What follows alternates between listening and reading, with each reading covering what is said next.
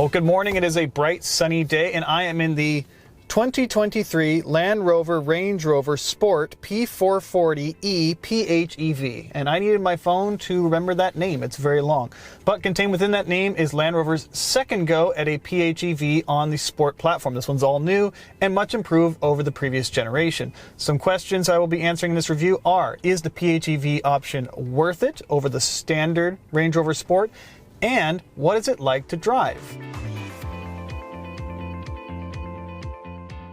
So versus the previous generation Range Rover Sport PHEV, this one has a larger gas engine, a larger electric motor, a larger battery, and the EV range is basically doubled. So versus the previous product, this is a huge leap forward. Now, the Range Rover Sport as a model starts at about $104,000. The PHEV option is $21,300. A lot of coins for that option. And in this review, we're going to be discussing if that is worth it. Our car, as you see it, has $14,000 of luxury options on top of that, and our as-tested price, including the egregious $2,900 freight and PDI charge from Land Rover, is $140,076. I must say, as a little side note, the sticker they gave me for this exact vehicle lists freight and PDI as $1,900. However, if you go on the website today, you'll see them list freight and PDI as $2,900. I choose to go with the website because I believe it is the more up-to-date version that you would pay if you're actually going to buy this car new. Now, because it's a PHEV, we have to talk about a lot of numbers, and I know a lot of you don't like it when I sit here and talk about numbers. So if you skip to about 40 seconds into this video, you will see me driving the car and telling you what it's like to drive. Go ahead, skip forward, I don't mind. But if you're going to stick with me, I've got a lot of numbers to talk about. So, in Canada, you can only get the PHEV in dynamic HSE trim, as you see it here. It's capable of 50 kilowatt fast charging, which can hypothetically charge it from 0 to 80% in just about an hour. I charged up this morning and found out that that was about accurate. It did take me about an hour to go from 0 to 80%. Of course, it takes you another 45 minutes to go from 80 to 100, which leads me to my next point, which is that if you plugged it into a typical home EV charger, this thing will charge empty to full 100 in about 5 hours. AKA, you can charge this one pretty easily overnight if you have at-home charging. It's worth noting that the previous Range Rover Sport PHEV took 2 hours and 40 minutes to fast charge from 0 to 80%. So it's a huge improvement, especially when you consider this is a larger battery. Now let's talk about the range. Confusingly, Range Rover lists a best case of 116 kilometers of EV-only range. They also say it will get 88 kilometers of real-world range. In my experience driving this car, I got about 65 kilometers of range. Now, before you jump down Land Rover for, this lower number, it is very cold when I'm driving this car. It's about -2, and it costs electricity to run the heater. I like to be warm and not wear a jacket when I drive. So it is cold, and most of my driving was on the highway where EVs tend to burn a bit more energy. So take it with a grain of salt. However, that was my experience, about 65 kilometers from a full battery to a 0% empty one. Also, a little bit of a word about the gas engine up front. It is a 3-liter inline single turbocharged straight 6. It makes 434 horsepower and 457 pound-feet of torque by itself, which is pretty impressive. Now, when you combine the power of the electric motor with the gasoline engine, you get some pretty good performance. This thing will go 0 to 100 kilometers an hour in 5.8 seconds, which is pretty good for a non-performance SUV, and top speed of 225 kilometers an hour if you're ever going to do that. While we're parked here, the Range Rover Sport PHEV also boasts some tech that I really like.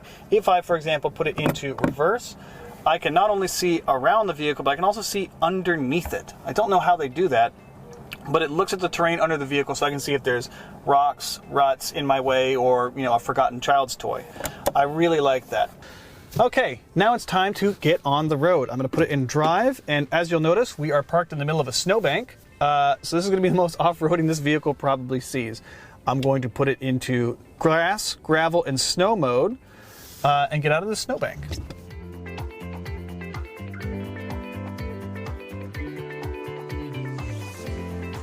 And now that we're on our way, why don't we put it in sport mode? Or honestly, let's do comfort. I found myself driving around mostly in comfort mode. Every Range Rover Sport for 2023 comes standard with air suspension, adaptive air suspension. It monitors 100 parameters, 500 times a second. And what that means is that it's kind of always doing what you want it to. This is a very impressive setup, and I love comfort mode because the ride is luxury car good. It's so smooth, it's just so calm. It's exactly what I want from this car. I have dialed it into sport mode a few times, and honestly, it's not a world of difference, and I'd rather be more comfortable, quite frankly. Now, the thing I really like about this is that smooth, electric-only driving. It's been a while since I was in a car just this serene to drive. Let's talk about the PHEV option. It costs roughly $20,000, $21,300 to be precise. Now, the average Canadian spends about $1,500 on gasoline a year. So, if you take those averages to be true, then you are going to start paying off that option after 14 years of electric driving. So, if we assume that you charge at home and you never have to go to a gas pump and you drive within 116 kilometers a day, which is quite doable, I think, then it will take you 14 years until you break even on your investment for the PHEV option on gasoline alone. So, unlike something like a Kia Niro plug-in, I don't see this as a value proposition. I think you're buying this car because you like the sensation and the serenity of a PHEV driving experience. Now, as I flip around, I usually don't film the U-turns. However, this car has rear steer. And as you can see, I can actually turn around within the road. And that's because the rear wheels turn 7.3 degrees either way, facilitating tighter U-turns, easier parking, and a general feeling of more nimbleness than you would expect from a vehicle of this size. It's really a great party trick and standard on Range Rover Sport PHEV. Now, the driving experience is good. I'd say, it's got lots of power. You can step on it and it moves out. Response isn't that great because there's a lot of things kind of working together. Although if I put it in dynamic mode, it becomes a little bit more responsive. Let's just nail it in dynamic. Good response, good power, and the engine makes a good noise, but I mean, sportiness is not really its forte, I would say. This is more of an all-rounder. But my favorite part about the Range Rover Sport PHEV has to be the interior. I know that there's no way to convey this, but you're gonna have to trust me. This is the best smelling car interior I have been in some time. I am very lucky. I get to drive a lot of new cars. This one is new car smell to another level. I don't know what's in this thing, and it might be melting my brain, but I'm telling you, it smells like expensive leather in here. Which is good because this car has the premium upgrade package for the interior, which gives you extended leather throughout. And I just love this interior. I think this is a good demonstration of how you can have a nice, sleek interior without going too minimal like a Mercedes, because I have a volume knob. I have an actual volume knob, and I think a sleek interior. A 13.1-inch floating touchscreen, a nice smooth dashboard covered in extra cost leather, this nice center console, and if you close the center here, you can get a nice smooth effect with it. It's a beautiful interior, also a functional one, and I think that they really nailed it on this interior. Also, all the controls can be used with winter gloves. They're chunky enough that you could use them with winter gloves, which is helpful in Canada. It's a really thoughtful design, and honestly, interior in this car, a home run. I love it. Now, while I'm gushing about the interior, everything in here is beautifully tactile. The paddles behind the steering wheel are actually, metal. They're cold to the touch. Every knob I turn has a nice little click to it. These little push down, pull up knobs in the center here. I push down for seat function. I pull up for fan speed. Even the volume knob has a nice tactile clicking to turning it.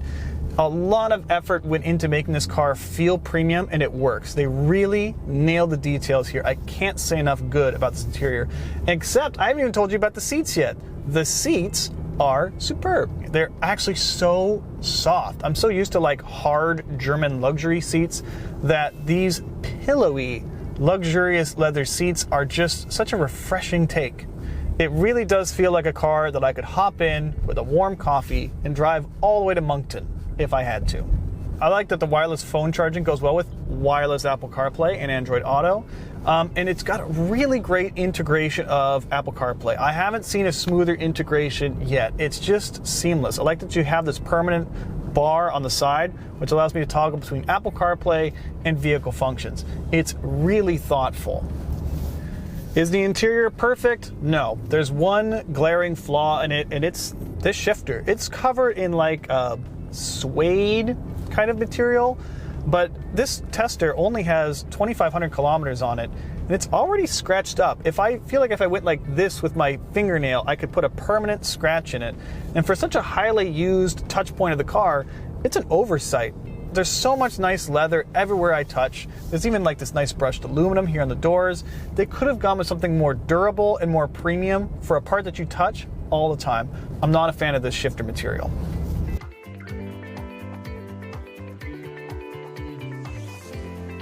So, in summary, should you buy the PHEV or the regular gas engine Range Rover, which comes in inline-six form or sporty V8 form?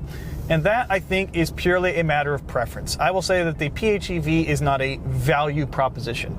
It's not going to save you money in the long run. It hypothetically would save you money in the very long run. Maybe if you're going to keep this car 20 years, then yes, you would pay off that investment. However, you're buying the PHEV because you like the experience of EV driving with the security of basically a range extender engine to take you as far as you want it to go. And is it good value? Well, I would say that the driving experience is actually very premium, even when you consider the $140,000 all-in price.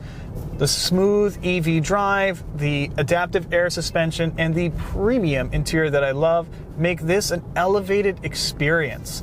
I don't think you could buy the same sensation somewhere else for less money.